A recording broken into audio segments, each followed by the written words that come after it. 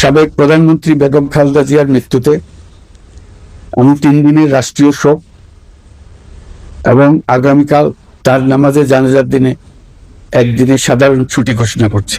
শোকের মুহূর্তে আমি তার পরিবারের সদস্যবৃন্দ, রাজনৈতিক সহকর্মী এবং অগণিত কর্মী সমর্থকদের প্রতি সমগ্র জাতির পক্ষ থেকে আন্তরিক সমবেদনা জানাচ্ছি। মহান আল্লাহর কাছে আমার প্রার্থনা, তিনি যেন আমাদের সবাইকে এই গভীর শোক কাটিয়ে ওঠার শক্তি দান করেন। বেগম খালেদা জিয়া ছিলেন বাংলাদেশের রাজনীতিতে এক পরম মহিমান্বিত ব্যক্তিত্ব।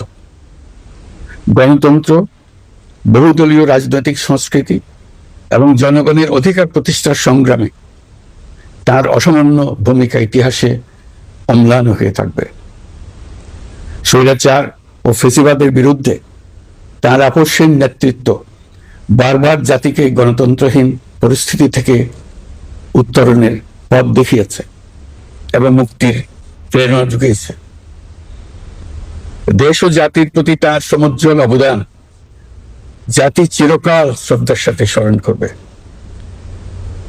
তার দীর্ঘ রাজনৈতিক যাত্রা, গণমুখী নেতৃত্ব এবং প্রিয় মাতৃভূমির স্বাধীনতা ও সার্বভৌমত্বকে সমুন্নত রাখতে তার অবিচল ভূমিকা অবিস্মরণীয় হয়ে থাকবে।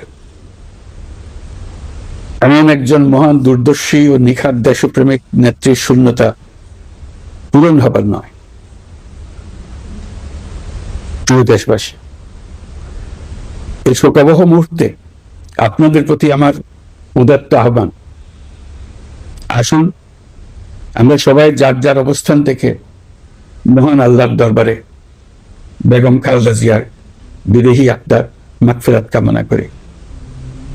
একই সঙ্গে জাতির এই কঠিন সময়ে আমরা যেন ঐক্যবদ্ধ থাকি।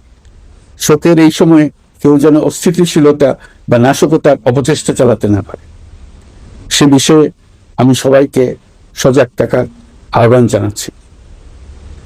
এই সময়ে আমাদের সবার দায়িত্বশীল ভূমিকা পালন করা অত্যন্ত জরুরি।